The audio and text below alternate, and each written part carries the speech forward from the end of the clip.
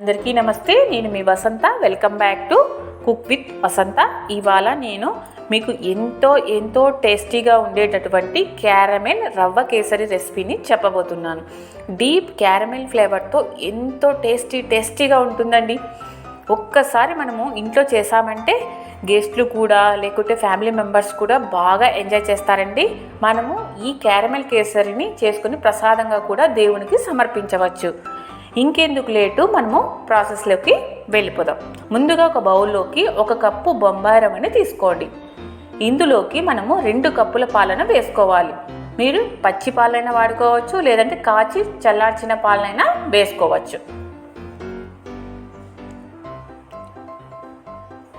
ఇప్పుడు మంచిగా కలుపుకుందాం ఒకసారి.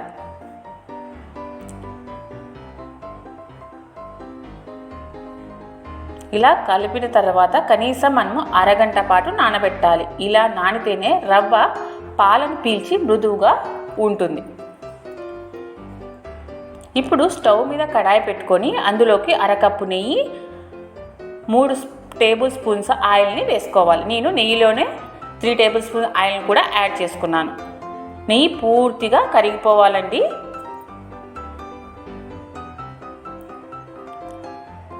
చూసారు కదా, నెయ్యి మంచిగా కరిగిపోయింది.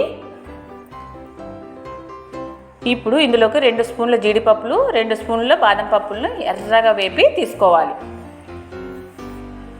ఇలా నెయ్యి నూనె కలపడం వల్ల కేసరి చల్లారిన తర్వాత కూడా పొడి పొడిగా ఉండదండి.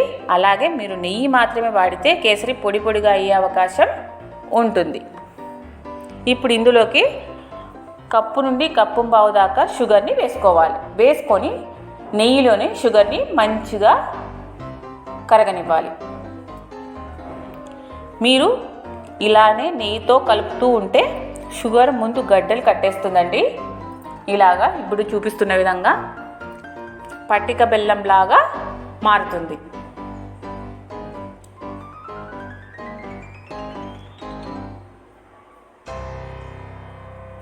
నిదానంగా కలుపుతూనే ఉండాలండి. అలాగే అది చక్కగా కరిగి డీప్ క్యారమెల్ కలర్లోకి వస్తుంది.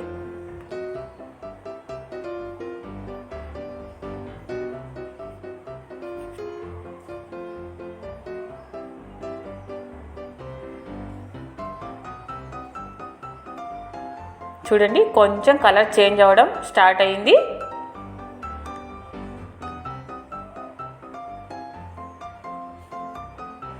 చూసారండి, మంచిగా కలర్ చేంజ్ అవ్వడం స్టార్ట్ అయింది. ఇక్కడే చాలా అప్రమత్తంగా ఉండాలండి, లేదంటే ఏ మాత్రం లేట్ అయినా సరే క్యారమెల్ చేదు వచ్చేస్తుంది.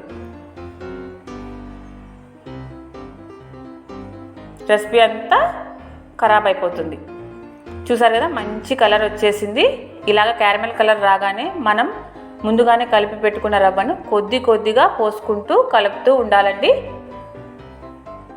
ఇలాగ కలుపుతూ ఉంటే మంచిగా సెట్ అవుతుంది. మీరు కొద్దిగా వేసుకోవాలని, లేదంటే వేడి ఎక్కువగా వచ్చేస్తుంది. ఇప్పుడు మంచిగా కలుపుకోవాలి.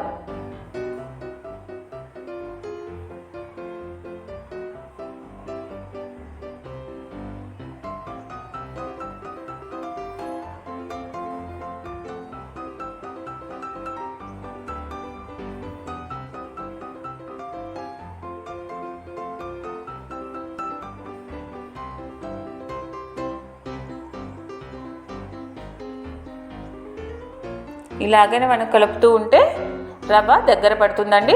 చూసారు కదా, మంచిగా దగ్గర పడింది.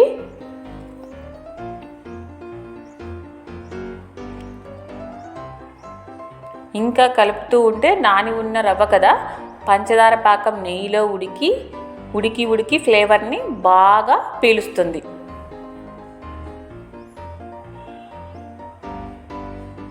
చూసారు కదా ఎంత మంచిగా కలర్ వచ్చేసిందో.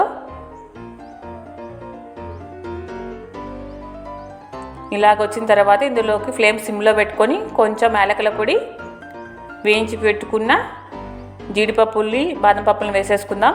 వేసుకొని ఒక్కసారి కలుపుకుందాం.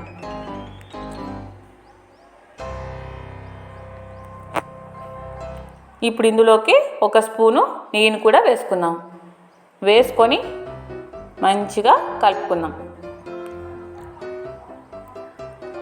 ఇప్పుడు కడాయిని దించేసుకుందాం.